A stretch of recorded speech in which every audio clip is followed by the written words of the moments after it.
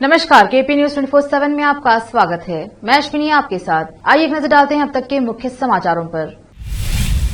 कर्नाटक के कलबुर्गी में तेज रफ्तार कार ने पीछे से ट्रक में मारी जोरदार टक्कर, पति पत्नी की दर्दनाक मौत। प्री मैट्रिक छात्रवृत्ति वापस नहीं ली गई, समाज कल्याण मंत्री कोटा श्रीनिवास पुजारी ने किया स्पष्ट। कुशल जल प्रबंधन के लिए बैंगलोर जल आपूर्ति और सीवेज बोर्ड BWSSB चेयरपर्सन को किया गया सम्मानित। महाराष्ट्र रोडवेज ने कर्नाटक जाने वाली बसें की बंद, सीमा विवाद के चलते की गई यह कार्रवाई। MCD में भी चली झाड़ू, 15 साल की बीजेपी की सत्ता छीनकर आपने पाया बहुमत।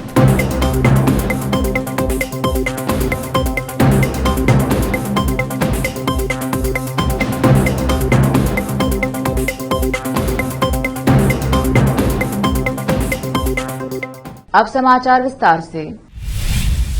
कर्नाटक में आज एक दर्दनाक हादसा हो गया। कर्नाटक के कलबुर्गी जिले के सोनन क्रॉस के पास एक कार के कंटेनर ट्रक से टकरा जाने से हुए हादसे में 2 लोगों की मौत हो गई। नेलोगी पुलिस ने इसकी जानकारी दी। बताया जा रहा है कि कार काफी तेज रफ्तार में थी और अचानक कंटेनर में जा घुसी, जिससे यह बड़ा हादसा हो गया। नेलोगी पुलिस के मुताबिक इस हादसे में 2 लोगों की मौत हुई है, जिनकी पहचान सिंदगी थाने के सर्कल इंस्पेक्टर रवि और उनकी पत्नी मधु के रूप में हुई है। नेलोगी थाने में मामला दर्ज किया गया है। फिलहाल शव को पोस्टमार्टम के लिए भेज दिया गया है। इस हादसे के बाद आसपास के लोगों की भीड़ जुटी और काफी मशक्कत के बाद शव को कार से बाहर निकाला गया। कर्नाटक के समाज कल्याण मंत्री कोटा श्रीनिवास पुजारी ने मंगलवार को स्पष्ट किया कि SC, ST, OBC और अल्पसंख्यक छात्रों के लिए प्री मैट्रिक छात्रवृत्ति बंद नहीं की गई है। पुजारी ने एक बयान में कहा कि प्री मैट्रिक छात्रवृत्ति पूरी तरह से राज्य सरकार के अधीन आती है और यह जारी रहेगी। पुजारी ने बताया कि पात्र छात्रों के लिए प्री मैट्रिक छात्रवृत्ति के लिए ऑनलाइन आवेदन खुले हैं। उन लोगों के लिए जो पहले से ही छात्र उपलब्धि ट्रैकिंग सिस्टम डेटा का उपयोग करके छात्रवृत्ति के लाभार्थी रहे हैं का नवीनीकरण किया जाएगा।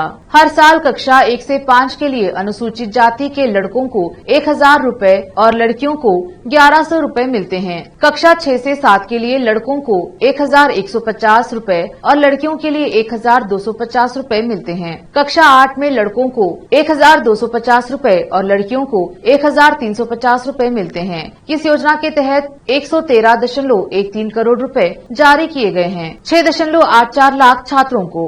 पुजारी का स्पष्टीकरण उस दिन आया जब विपक्ष के नेता सिद्धरामैया ने प्री मैट्रिक छात्रवृत्ति बंद करने के लिए भाजपा सरकार की आलोचना की। एक ओर वे अम्बेडकर का सम्मान करते हैं, दूसरी ओर वे उत्पीड़ित वर्गों के साथ अन्याय करते हैं। बैंगलोर जल आपूर्ति और सीवरेज बोर्ड BWSSB के अध्यक्ष N जयराम को भारतीय सामग्री प्रबंधन संस्थान द्वारा अभिनव जल प्रबंधन योजनाओं और लोगों के मुद्दों को संबोधित करने के लिए वर्ष के सर्वश्रेष्ठ CEO से सम्मानित किया गया है। प्रशंसा प्रमाण पत्र ने गैर राजस्व जल में कमी और जनता द्वारा उठाई गई शिकायतों के कुशल निवारण पर उनके काम को स्वीकार किया। इसके अलावा उन्हें कर्मचारियों के मनोबल में सुधार के लिए किए गए उपायों के लिए भी सम्मानित किया गया। इंजीनियरों और अन्य संवर्ग कर्मचारियों की सीधी भर्ती के लंबे समय से लंबित मुद्दों को सुलझा लिया गया है और इसने पूरे प्रशासन को प्रेरित किया है। भारत के संविधान के निर्माता पिछड़े वर्गों के विकास का समर्थन करने वाले डॉक्टर बाबा साहेब अम्बेडकर की पुण्यतिथि के अवसर पर जहीराबाद के विधायक कुन्नीथी माणिक राव ने जहीराबाद में अम्बेडकर की प्रतिमा पर श्रद्धांजलि अर्पित की। विधायक के साथ नगर अध्यक्ष सैयद मोहिनुद्दीन, पूर्व नगरपालिका अध्यक्ष मनकाल सुभाष, मिथुन राज, इजराइल बाबी, पूर्व पार्षद मोतीराम, जहांगीर, मुगलिया, रामचंद्र, बंडी मोहन, शिवप्पा, लक्ष्मीकांत, राकेश सहित अन्य उपस्थित रहे। जहीराबाद से केपी न्यूज के रिपोर्टर फयाज अहमद की रिपोर्ट। संगारेड्डी जिले के बिलालपुर कोहिर मंडल में मंगलवार को भूकंप के झटके महसूस किए गए, जिससे लोग सहमे हुए हैं। तड़के 3 बजे लोग घरों से निकले तो तेज आवाज के साथ भूकंप के झटके महसूस होने के बाद सुबह तक लोग घरों से बाहर रहे। स्थानीय लोगों ने कहा कि गांव के CCTV फुटेज में जमीन का धुंधला दृश्य रिकॉर्ड किया गया है। अधिकारियों को पुष्टि करनी होगी कि भूकंप वास्तविक है या नहीं। जहीराबाद से संवाददाता फयाज अहमद की रिपोर्ट। कर्नाटक व महाराष्ट्र के बीच सीमा विवाद गहरा रहा है। इसे लेकर पुलिस ने अलर्ट जारी किया है। इसे देखते हुए महाराष्ट्र सड़क परिवहन निगम ने कर्नाटक के लिए बसों का संचालन रोक दिया है। कर्नाटक में बसों पर हमले के खतरे की आशंका के कारण बुधवार को पुलिस ने अलर्ट जारी किया। लेते हैं एक छोटा सा ब्रेक, जल्द लौटेंगे ब्रेक के बाद। हिंदुस्तान के हर कोने में हम हैं मौजूद। 24 घंटे हालात पर गहरी नजर, खबरों से जुड़े चुपते सवालात, और आपको दिखाता है धार्मिक, सामाजिक, राजनीतिक, लोकल और इंटरनेशनल न्यूज की सबसे बेहतर कवरेज, जो आपको रखती है हर पल बाखबर। देश और दुनिया भर की खबर के लिए देखते रहें केपी न्यूज 24/7। हिंदुस्तान के हर कोने में हम हैं मौजूद। 24 घंटे हालात पर गहरी नजर, खबरों से जुड़े चुपते सवालात, और आपको दिखाता है धार्मिक, सामाजिक, राजनीतिक, लोकल और इंटरनेशनल न्यूज की सबसे बेहतर कवरेज, जो आपको रखती है हर पल बाखबर। देश और दुनिया भर की खबर के लिए देखते रहें केपी न्यूज 24/7।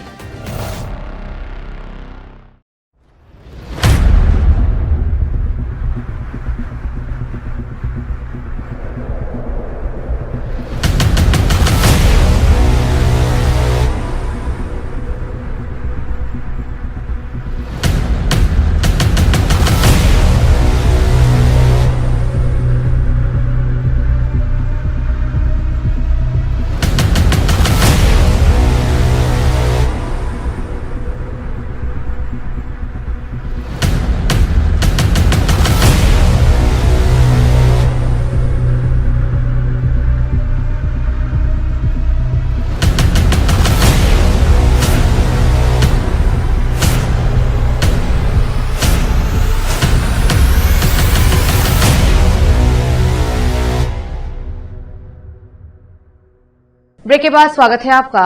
देखते हैं अन्य समाचार। दिल्ली के नगर निगम चुनाव में आम आदमी पार्टी ने बहुमत का आंकड़ा पार कर लिया है। पिछले 15 साल से दिल्ली नगर निगम पर भाजपा का शासन था, जिसे आम आदमी पार्टी ने छीन लिया है। आम आदमी पार्टी ने अब तक 133 सीटों पर जीत हासिल कर ली है। दूसरे नंबर पर भाजपा है, जिसने अभी तक 101 सीटें जीती हैं। वहीं कांग्रेस की बात करें तो वह केवल 6 सीटें ही जीत पाई है। 3 सीटों पर निर्दलीय उम्मीदवारों ने जीत हासिल की है। आम आदमी पार्टी ने दिल्ली नगर निगम चुनाव में कुल 250 सीटों में से 180 से अधिक सीटें जीतने का भरोसा जताया है। दिल्ली नगर निगम एमसीडी चुनाव में आपकी सबसे चर्चित उम्मीदवार बॉबी किन्नर ने भी जीत हासिल कर ली है। सुल्तानपुरी वार्ड से चुनाव लड़ रही आप उम्मीदवार बॉबी किन्नर समाज सेवा के कार्य में पिछले कई सालों से सक्रिय हैं। बॉबी किन्नर अन्ना आंदोलन के दौरान राजनीति से जुड़ी। अन्ना हजारे को देखकर उन्हें लगा कि एक बुजुर्ग आदमी हम सब के लिए आंदोलन कर रहा है, तो उनसे रहा नहीं गया। वह पहले आंदोलन से जुड़ी और बाद में आम आदमी पार्टी से जुड़ गयी।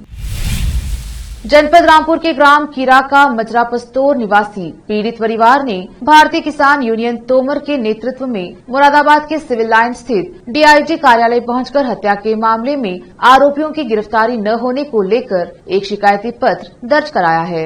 दर्ज शिकायती पत्र में आरोप है कि उनके परिवार के पान सिंह की कुछ लोगों द्वारा बीते 6 नवम्बर को हत्या कर उसका शव खेत में डाल दिया और वहां से फरार हो गए। इस मामले में अगले दिन मृतक के परिवार की ओर से संबंधित थाने पर नामजद रिपोर्ट भी दर्ज कराई गई, लेकिन रिपोर्ट दर्ज होने के बाद पुलिस ने आरोपियों को गिरफ्तार नहीं किया। इस मामले में जानकारी देते हुए भारतीय किसान यूनियन तोमर के जिलाध्यक्ष राजेश यादव ने बताया कि पीड़ित परिवार कीरा का मजरा पस्तोर का रहने वाला है। इनके परिवार के सदस्य पान सिंह की निर्मम हत्या कर दी गई थी, जिसका शव खेत में पड़ा मिला और इस संबंध में थाने पर आरोपियों के खिलाफ रिपोर्ट भी दर्ज कराई गई, लेकिन रिपोर्ट दर्ज होने के बाद भी पुलिस ने कोई कार्यवाही नहीं की। पुलिस पीड़ित परिवार को आश्वासन देती रही कि जल्द ही आरोपियों को गिरफ्तार कर लिया जाएगा, लेकिन पुलिस ने किसी भी आरोपी को गिरफ्तार नहीं किया। जिलाध्यक्ष का कहना है कि पीड़ित परिवार का आरोप है कि पुलिस दूसरे पक्ष से मिली हुई है और इस हत्या को पुलिस एक हादसा मानकर केस को रफा दफा करने में लगी हुई है। क्या नाम है आपका? मेरा नाम राजेश यादव है। भारतीय किसान यूनियन तोमर का जिला अध्यक्ष मुरादाबाद हूँ मैं। आज एक पीड़ित परिवार को रियायती कारण लेकर आए हैं, क्या समस्या है इनकी समस्या ये है, ये परिवार थाना मलक के अंतर्गत इनका गांव पस्तौर है। इनके भाई का 1 महीने पहले 6 तारीख में मर्डर हुआ था, जिसमें पुलिस ने कोई भी इसमें कार्रवाई नहीं करी आज तक। 302 में मुकदमा दर्ज है, 302 और 506 में मुकदमा इनका दर्ज है। इंस्पेक्टर 8-10 दिन तक इन्हें आश्वासन देते रहे कि मैं इन्हें पकड़ कर जेल भेज दूँगा। इसके पूर्व ही दूसरी पार्टी से मिलकर उन्होंने 10-15 लाख रुपए जो भी लिए हों, पैसे लेने के बावजूद उनकी कार्रवाई करने के लिए मना कर दी। वो एक्सीडेंट केस दिखाना चाह रहे हैं। आप एक बार बताइए, किसी खेत में कोई ट्रैफिक कोई चल रहा है, एक्सीडेंट वहाँ कैसा हो गया? वहाँ कोई वाहन नहीं, कोई कुछ नहीं, एक्सीडेंट पुलिस कैसे दिखाना चाह रही है? पुलिस का सब एक बनाया वो षड्यंत्र है। पुलिस भारतीय जनता पार्टी की सरकार में पुलिस इसको दबाने का काम कर रही है और घूसखोरी का काम कर रही है पुलिस। इस परिवार को कोई भी राहत नहीं मिली। मैंने सीओ को फ़ोन किया था, इंस्पेक्टर को फ़ोन किया था, कोई राहत नहीं मिली इनके लिए। पुलिस का परिवार क्या चाहता है? परिवार ये चाहता है, इनके भाई का मर्डर हुआ है, ये परिवार है, छोटे छोटे बच्चे हैं इनके, ये कहाँ जाएंगे? कौन कमा कर खिलाएगा इनके लिए? पुलिस का कहना ये है, जो हम कर रहे हैं वो सही कर रहे हैं। आप किसी मिनिस्टर से फ़ोन कराइए, किसी नेता के पास जाइए, जो हमें करना है हम वही करेंगे। अच्छा, किसी पर हत्या का शक? हत्या का सब क्या नामदर्ज रिपोर्ट है उसके, जिसने मर्डर किया नामदर्ज रिपोर्ट है। पुलिस ने आरोपी को गिरफ्तार किया? नहीं, कोई गिरफ्तारी नहीं हुई आज तक। 1 महीने से पूर्व, 1 महीना पश्चात इसमें मर्डर होने के बावजूद भी आज तक पुलिस ने कोई कार्रवाई नहीं की, कोई गिरफ्तारी नहीं करी। आज डीआईजी को शिकायती पत्र दिया गया है, क्या मांग की गई है उसमें? आज डीआई साहब ने हमने मुलाकात करी थी। डीआई साहब ने हमको आश्वासन दिया है कि हमने आपकी रिपोर्ट भेज दी है कप्तान साहब के लिए, आप 17 तारीख में हमसे आकर मिलना, इस पर उचित कार्रवाई होगी। आरक्षण बाबा साहब के सपनों का हिस्सा है। भारत सरकार ने ईडब्ल्यूएस आरक्षण आर्थिक आधार पर देकर न केवल संविधान के अनुच्छेदों के साथ छेड़छाड़ किया है, बल्कि बाबा साहब के सपनों का निराधार भी किया है। उक्त बातें आज बाबा साहेब भीमराव अम्बेडकर के परिनिर्वाण दिवस के अवसर पर ईडब्ल्यूएस आरक्षण के विरोध में पटना में जनतांत्रिक विकास पार्टी द्वारा आयोजित 1 दिवसीय धरना को संबोधित करते हुए पार्टी के राष्ट्रीय अध्यक्ष अनिल कुमार ने कही। उन्होंने कहा कि ईडब्ल्यूएस आरक्षण आर्थिक आधार पर 10% भारतीय संविधान के अनुच्छेद का खुल्लम-खुल्ला उल्लंघन है। यह न केवल बहुसंख्यकों के हित के खिलाफ है, बल्कि आर्थिक आधार पर आरक्षण देकर बहुसंख्यक के मुंह से निवाला छीनने के समान है। उन्होंने कहा कि अगली जातियों को आरक्षण देकर बहुसंख्यकों को आईना दिखाया गया है। अब समय आ गया है कि बहुसंख्यक आबादी अपने हक की लड़ाई के लिए एकजुट हो और सामाजिक एकता के साथ चट्टानी एकता का परिचय देते हुए जनतांत्रिक विकास पार्टी के सिद्धांतों को अपनाएं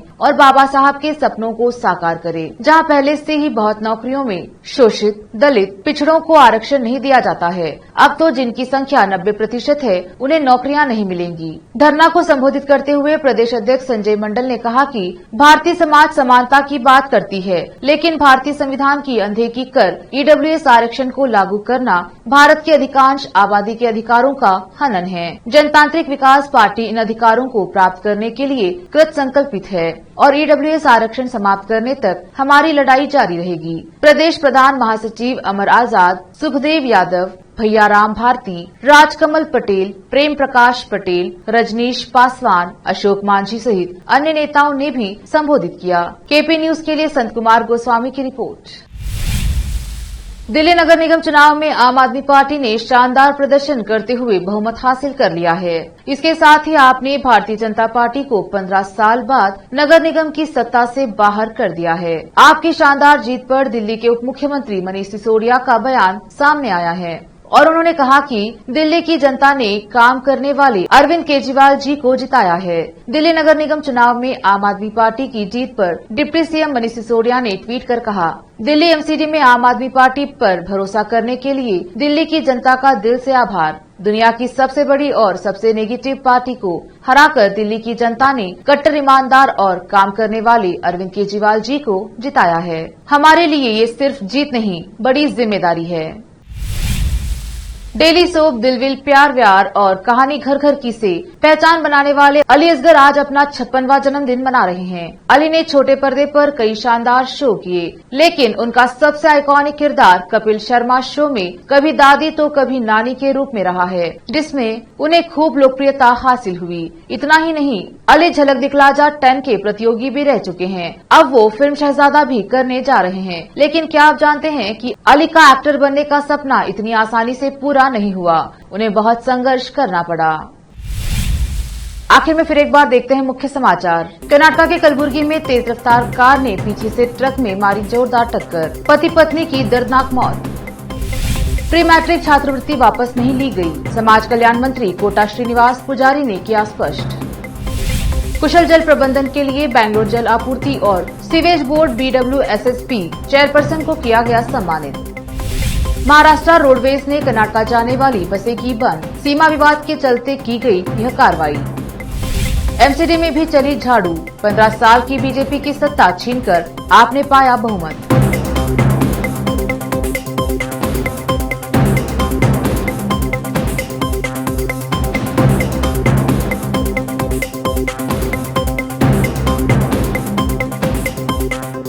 KP न्यूज में अब तक के लिए इतना ही। देश प्रदेश के समाचारों के लिए देखते रहिए KP News 24/7। धन्यवाद।